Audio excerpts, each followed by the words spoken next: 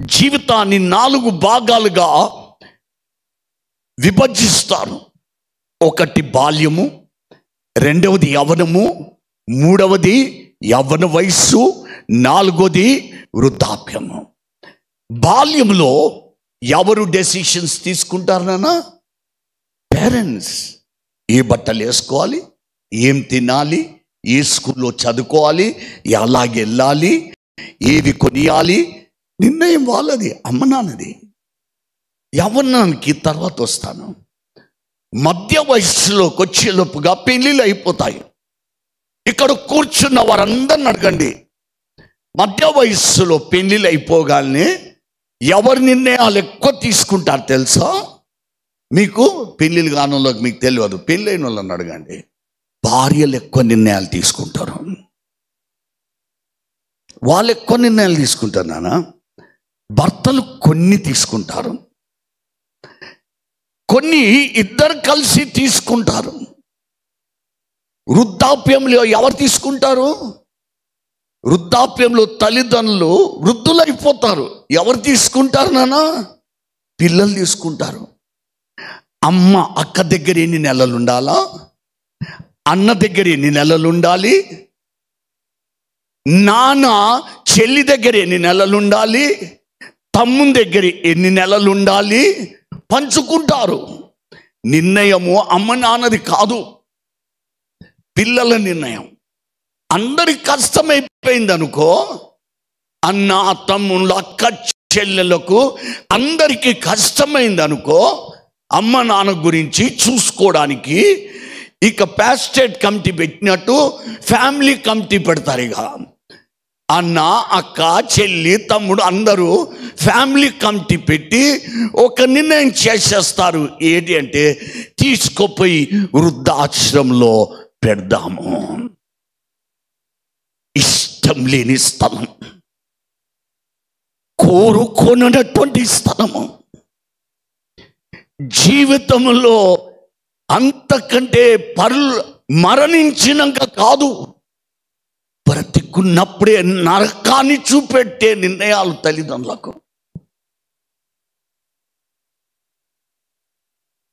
తల్లిదండ్రుల గురించి పిల్లలు తీసుకుంటారు వృద్ధాప్యం. కానీ యవ్వనంలో ఎవరు తీసుకుంటారు నాన్న?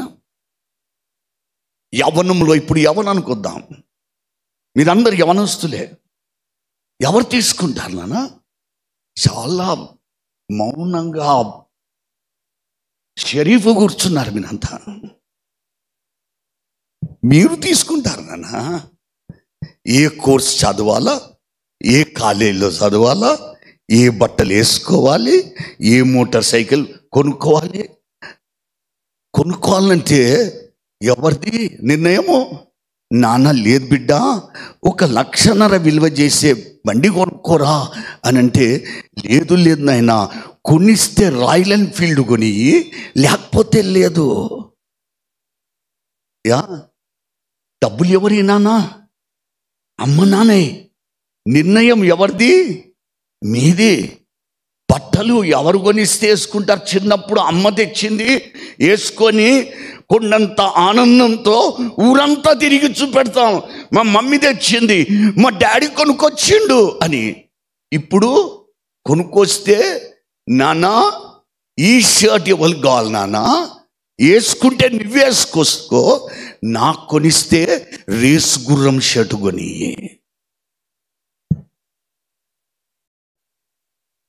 నాన్న ఏదో బజార్కి వెళ్ళి ఒక చక్కని మొబైల్ షాప్లో కొనుక్కొని ఒక మొబైల్ చూశాడు.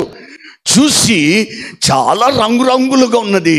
జ్ఞాపకం వస్తుంది నాన్నకు, నా కొడుకు అందగాడికి ఈ ఫోన్ చేతిలో ఉంటే వాడు ఇంకెంత ఇదిగా కనిపిస్తాడు నా కొడుకు అని నాన్న ఊహించుకొని ఆ ఫోన్ కొనుక్కొస్తాడు.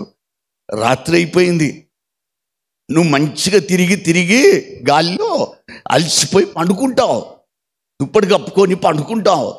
నాన్న వచ్చి లేపుతాడు, బిడ్డ లే నాన్న లే అని లేపి, ఇదిగో బిడ్డ నీకు ఇది తెచ్చాను బిడ్డ, చూడు బిడ్డ లే అని ఇస్తే, ఆ ఫోన్ చూసి ఆ ఫోన్ అటు ఇటు తిప్పి, నాన్న ఈ డబ్బా ఫోన్ ఎవరు కావాలి నాన్న, ఈ డబ్బా ఫోన్ ఎవరు కావాలా, నాన్న కొనిస్తే ఐఫోన్ కొని, లేకపోతే చాలా అమాయకంగా కూర్చున్నారు మీరు, స్మార్ట్ ఫోన్ కొని. డబ్బులు ఎవరి నాన్న, డబ్బు ఎవరి ఇదన్నా చెప్పండి, అమ్మ నాన్నదే. ఆడోళ్ళు మీరేం తక్కువ కాదమ్మా. అమ్మ పక్కింటోళ్ళతోనో ఎదిరింటోళ్ళతోనో వెళ్తుంది, అక్క వదమ్మా జర ఈ షాపింగ్ మాల్కి రా, చీర కొనుక్కోవాలా, మా కోడలు పెళ్ళికి ఏదో ఒకటి చెప్తారు. పోవడానికి పోతే ఇప్పుడు అన్నీ ఒకే షాపింగ్ మాల్లో ఉంటాయి. పై అంతస్తులు ఏముంటాయి, బంగారం కొట్టుంటుంది పై ఫ్లోర్లో. అమ్మకు టైం దొరుకుతుంది, కొద్దిగా పోయి చూస్తుంది. చూసి ఒక చక్కని కమ్మలు కనిపిస్తాయి. అమ్మకు గుర్తొచ్చేస్తుంది, అయ్యో నాకు ముద్దుల బిడ్డున్నదే, అందమైన బిడ్డున్నది కదా, ఈ అందమైన బిడ్డకు ఈ కమ్మలు చెవులో పెడితే ఎంత ముద్దు కనిపిస్తుంది నా బిడ్డ అని అనుకొని ధరంతా చూసి రేట్ చూసి ఇంటికి వచ్చి, అమ్మ అప్పుడింత ఇప్పుడింత ముత్తంత పోగు చేసుకున్న డబ్బులు అవన్నీ లెక్కేసుకొని, అమ్మ నా బిడ్డకు కమ్మలు వస్తాయి ఇవన్నిటికని పోయి కమ్మలు తీసుకొస్తుంది. నువ్వు కాలేజ్ నుండి వస్తావు, రాగాల్ని తల్లి బిడ్డ దా బిడ్డ అని తన ఒడిలో చిన్న పసిబిడ్డను కూర్చోపెట్టుకొని చెవులో కమ్మలు పెడుతూ ఆనందిస్తూ ఉంటుంది. బిడ్డ అద్దం దగ్గర పోయి చూసుకుంటుంది, ఏం కమ్మలని. ఓ మమ్మీ ఈ అవుట్డేటెడ్ ఫ్యాషన్ కమ్మలు నాకెందుకు తెచ్చినావమ్మా, నిన్న టీవీలో ఒక సెలబ్రిటీ వేసుకున్నదే గుడి గంటలు లేక ఇంత యాలాడేటి, అవి దేనుంటివమ్మా, పైసలు ఎవరి చెల్లి, అమ్మ నాన్నయ్య. నిర్ణయం ఎవరిది, నీది. ఇన్ని నిర్ణయాలు తీసుకోవాల్సిన నీవు. అంతేకాదు ఎవరిని పెళ్లి చేసుకోవాలి, ఎవరిని ప్రేమించాలి, ఎవరిని ప్రేమించదు, ఎవరిని పెళ్లి చేసుకోవాలి, ఎవరిని పెళ్లి చేసుకోవద్దు, ఏ ఉద్యోగం చేయాలి, ఏ ఉద్యోగం చేయొద్దు, ఎంత జీతం చేయాలి, ఎంత జీతం చేయదు, నిర్ణయం నీది నాన్న. ఇన్ని నిర్ణయాలు తీసుకునే ఈ వయస్సులో మీరు ఈ దినమున ఒక గొప్ప నిర్ణయం తీసుకున్నారు నాన్న. ఆ నిర్ణయం ఎంత గొప్పదంటే పరలోకంలో దేవుణ్ణి సంతోషపెట్టింది, భూలోకంలో అమ్మ నాన్నను సంతోషపెట్టారు. ఆ నిర్ణయం ఏంటో తెలుసా నాన్న? నిన్ను నేను ఒక ప్రశ్న అడిగాను, యేసుక్రీస్తు ప్రభుని మీ సొంత రక్షకుడుగా, లోక రక్షకుడుగా అంగీకరిస్తున్నారా అని నేను ఒక ప్రశ్న అడిగాను. వాట్ ఈజ్ యువర్ డెసిషన్, నీ నిర్ణయం ఏంటి అని అడిగాను. మీరు ఏమని ఇచ్చారు? That is the best decision in your life. నాన్న ఫోటోగ్రాఫర్ పక్కకు వెళ్ళనా, తర్వాత తీసుకో. That is the best decision in your life. ఈ నిర్ణయాన్ని బట్టి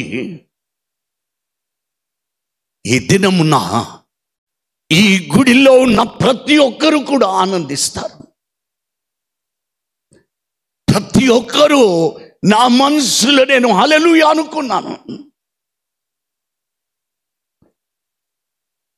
I just praised God.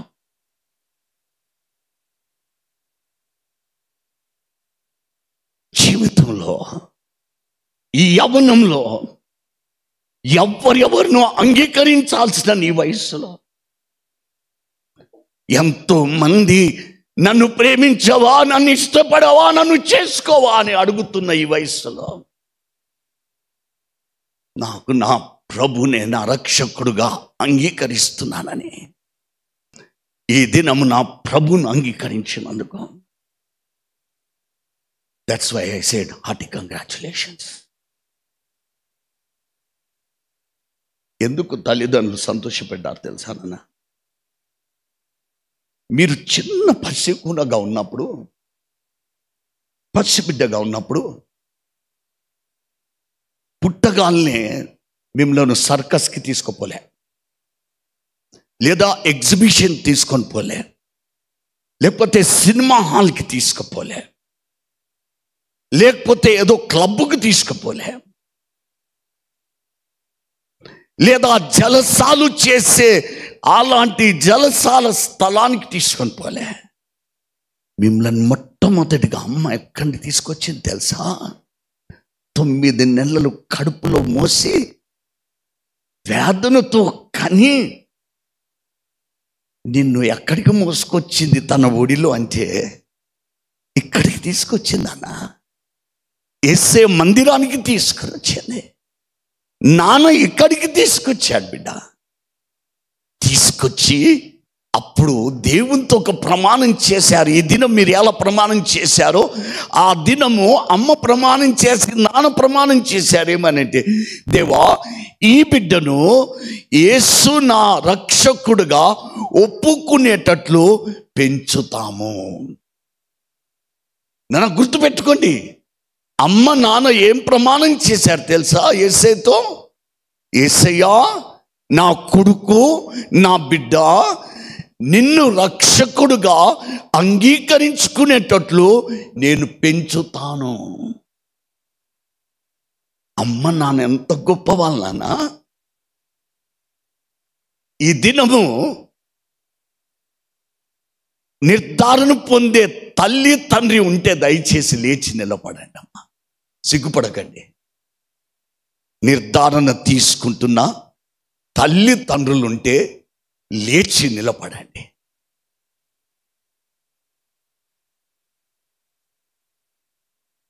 నిజంగా మీ అందరికీ నా 2 చేతులు జోడించి నేను బహుగా అభినందిస్తున్నానమ్మా.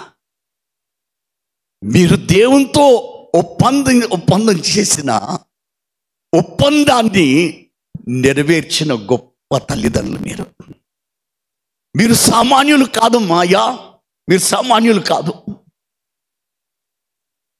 ఏదైతే దేవునితో ప్రమాణం చేశారో ఆ ప్రమాణాన్ని నెరవేర్చారు మీరు. ఈ బిడ్డలను దొంగలుగా పెంచలే, జూదగాలుగా పెంచలే, రౌడీ షీటర్లుగా పెంచలే, పిక్ పాకెటర్లుగా పెంచలే, తాగుబోతులుగా పెంచలే.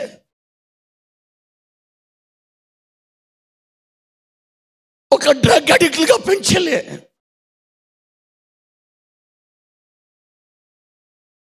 తిరుగుబోతు లాంటి బిడ్డలుగా పెంచలేదు వాళ్ళను. జీవితాలను శరీరాలు అమ్ముకునే వస్తువులుగా పెంచలేదు మీ పిల్లల్ని. ఎంత గొప్ప తల్లిదండ్రులనా! యేసు నా రక్షకుడని ఒప్పుకునేటట్లు పెంచిన ఈ గొప్ప తల్లిదండ్రులకు చేతులున్నోళ్ళే సంఘస్థులందరూ, గుళ్ళో ఉన్న వాళ్ళందరూ చప్పట్లు కొట్టండి.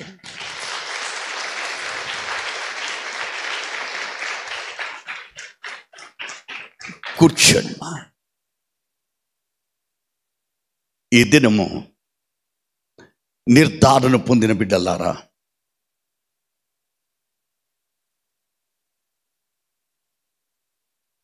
how blessed children you are to have such wonderful mommy and daddy.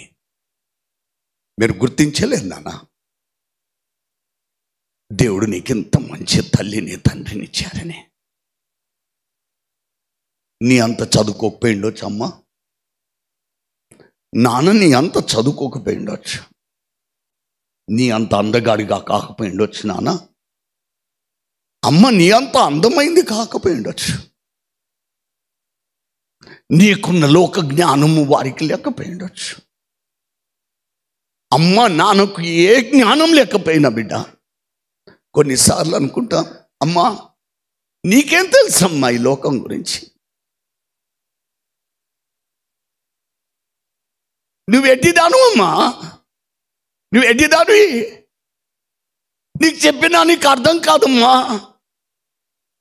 అవునన్నా, అమ్మ నాన్నకి ఏం అర్థం కాదు అనుకుంటున్నావు, ఏమి తెలియదు అనుకుంటున్నావు.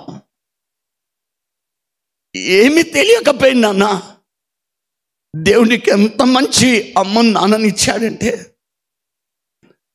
మిమ్మల్ని యేసు ప్రభు నా రక్షకుడని ఒప్పుకునేటట్లు పెంచగలిగిన గొప్ప తల్లిదండ్రులు వారు. నాన్న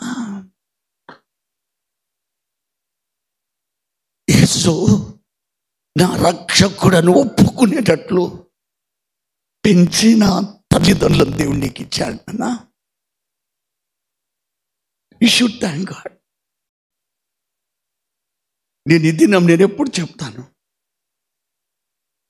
అమ్మా నాన్న నా తల్లిదండ్రులను బట్టి నేను ఎప్పుడు సంతోషిస్తాను. I always thank God. ఎందుకంటే మా అమ్మ నాకు ఈ బైబిల్లో ఉన్న యేసు గురించి చెప్పింది, నా తల్లి యేసే గురించి చెప్పింది. మా అమ్మ నాకు చర్చ్ రాజకీయాలు నేర్పియలే, మా అమ్మ నాకు దొంగతనం నేర్పియలేదు,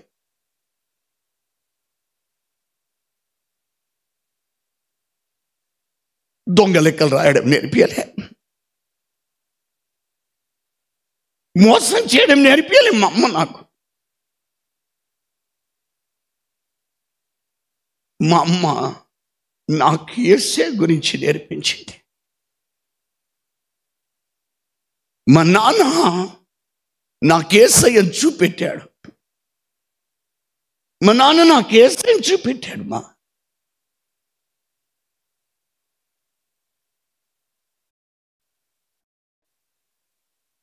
చూపెట్టిన మా అమ్మకు నేను ఎన్నోసార్లు, మా అమ్మ ఏప్రిల్ 1 నాడు 90 ఏళ్ళ వయస్సులో అమ్మ చనిపోయింది. ప్రభు దగ్గరికి వెళ్ళింది మొన్న ఏప్రిల్ 1. బ్రతికున్నంత కాలం, నేను గ్రహించినంత కాలం అమ్మకి ఎన్నోసార్లు చెప్పేవాడిని, అమ్మా ఐ లవ్ యూ మమ్మీ అని గట్టిగా పట్టుకొని ప్రేమించి చెప్పి ముద్దు పెట్టుకునేవాడిని. 90 ఏళ్ళ మమ్మీని. కానీ మా నాన్నకు నేను ఎప్పుడు చెప్పలేకపోయాను. నాన్న మా నాన్న 80 ఏళ్ళు బ్రతికాడు, కానీ ఎప్పుడు మా నాన్నకు చెప్పలేదు, daddy I love you daddy అని ఎప్పుడు చెప్పలే. బాధపడతా.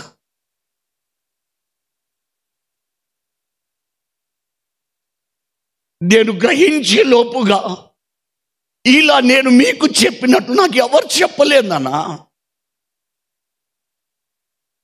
నాకు నిర్ధారణ ఇస్తున్నప్పుడు కూడా ఎవరు చెప్పలే. నాన్న 80 ఏళ్ళ వయసులో చనిపోయాడు. ఎప్పుడైతే గ్రహించానో, నేను కొన్నిసార్లు నన్ను పిచ్చోడు అనుకుంటారు, ఏమనుకుంటారు, కానీ మా నాన్న ఫోటో దగ్గర నిలబడి, నాన్న నువ్వు బ్రతుకున్నప్పుడు నేను చెప్పలేకపోయాను నాన్న, కానీ నువ్వు ప్రభు దగ్గరకు పోయానా, నీ మీద నా ప్రేమ చల్లారిపోలేదు నాన్న. Daddy I still love you. ఆ ఫోటోని ముద్దు పెట్టుకుంటా. నేను అనుకుంటాను ఇప్పటికీ, ఒకవేళ మా నాన్న బ్రతుకున్నప్పుడు daddy daddy I love you daddy అని చెప్పింటే మా నాన్న కూడా 90 ఏళ్ళు బ్రతికేవాడేమో. నన్ను ప్రేమించే కొడుకున్నాడు నాకని మా నాన్న బ్రతికేవాడేమో 80-90 ఏళ్ళు. ఈ మాట చెప్పలేక మా నాన్నను 10 ఏళ్ళు పోగొట్టుకున్నానని ఇప్పుడు బాధపడుతుంటా. నిర్ధారణ బిడ్డలారి ఆరాధన అయిపోయాక ఇంటికి వెళ్ళినాక అమ్మకు నాన్నకు మీ ఫోన్లలో ఎవరెవరికో చెప్తుంటారు, ఐ లవ్ యూ అని ఎవరికో చెప్తుంటారు. కానీ దినము అమ్మ దగ్గరికి వెళ్ళి, నాన్న దగ్గరికి వెళ్ళి, నాన్న I love you daddy, I love you mummy అని గట్టిగా ముద్దు దగ్గర తీసుకో, కౌగిలించుకొని ముద్దు పెట్టండి నాన్న. చెప్పు, అమ్మా నన్ను దొంగగా పెంచినందుకు, అమ్మా నన్ను పిక్ పాకెటర్గా పెంచినందుకు, మమ్మీ నన్ను ఒక దొంగగా పెంచినందుకు, ఒక గ్యాంబ్లర్గా పెంచినందుకు, ఒక రౌడీ షీటర్గా పెంచినందుకు, అమ్మా వీధులలో తిరుగుబోతు లాంటి బిడ్డగా నన్ను పెంచినందుకు, mummy daddy I love you. ముద్దు పెట్టుకున్నానా? ముద్దు పెట్టుకోండి.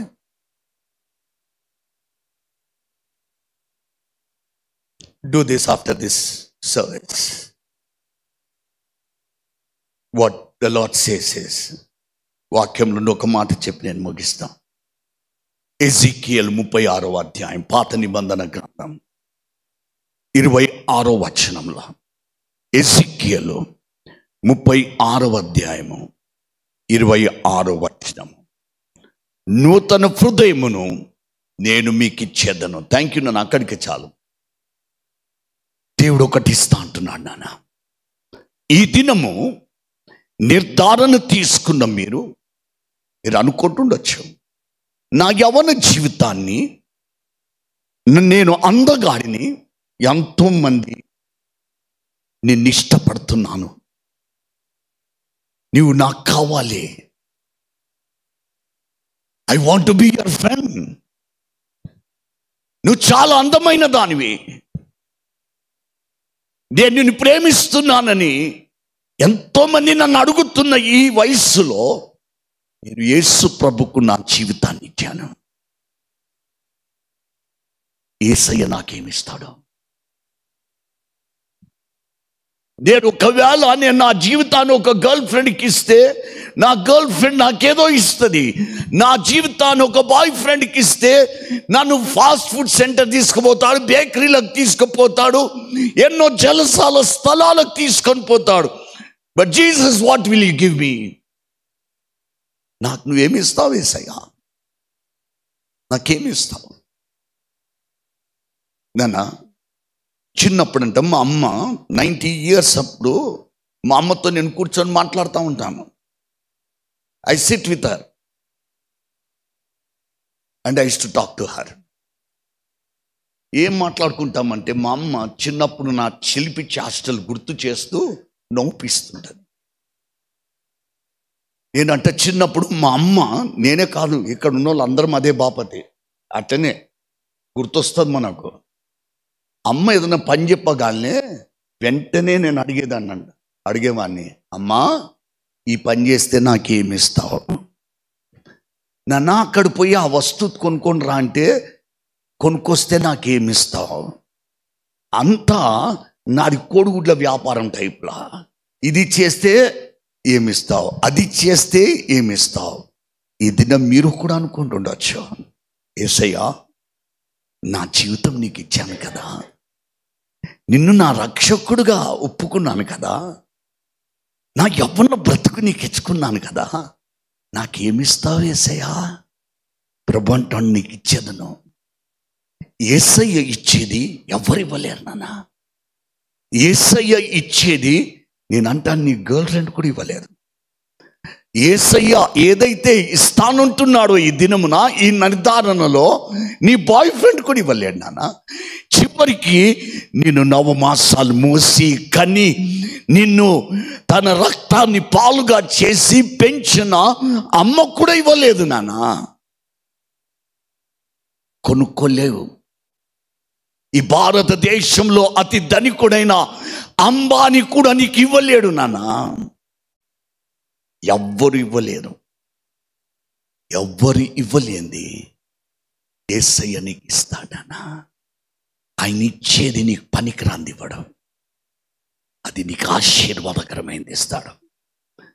నీకు ఇచ్చేది నీకు ఎవరో వాడినది నీకు ఇవ్వడం, నీకు అవసరం లేనిది ఇవ్వడం. యేసయ్య ఇచ్చేది, he gives you the best. He not only gives, he doesn't give you the good, he doesn't give you the better, but Jesus gives you the best. శ్రేష్టమైంది ఇస్తాడన్నా. అదేంటంటే నూతన హృదయం, ఎ న్యూ లైఫ్, ఒక క్రొత్త జీవితం దేవుడు నీకు ఇస్తున్నాడు ఈ దినంన. ఆ క్రొత్త జీవితము నీ ఇంటిలో నీవు నీ తల్లిని సంతోషపెట్టే దినం. ఇంతకాలం ఏడిపించావు నాన్న. నీవు ఇంటికి వస్తుంటే అమ్మ నాన్న భయపడేవాళ్ళు. వీడు తాగి వస్తాడా, వీడి నోట్లో ఏ వాసన వస్తుంది అని భయపడేది. కానీ బిడ్డ,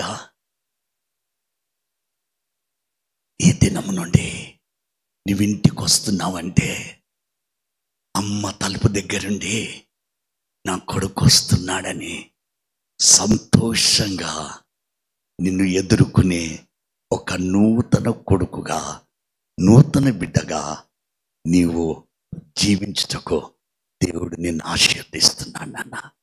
ఏ కొడుకుగా ఏడిపించావో, ఏ బిడ్డగా ఏడిపించావో, ఇప్పుడు వెళ్ళి చెప్పు, అమ్మా ఇక నిన్ను ఏడిపించే బిడ్డను కాదు, నేను నిద్ర లేని రాత్రులు చేసే బిడ్డను కాదు డాడీ, నిన్ను బాధ పెట్టే కొడుకును కాదు డాడీ, నేను ఒక క్రొత్త కొడుకును, నేను ఒక క్రొత్త బిడ్డను.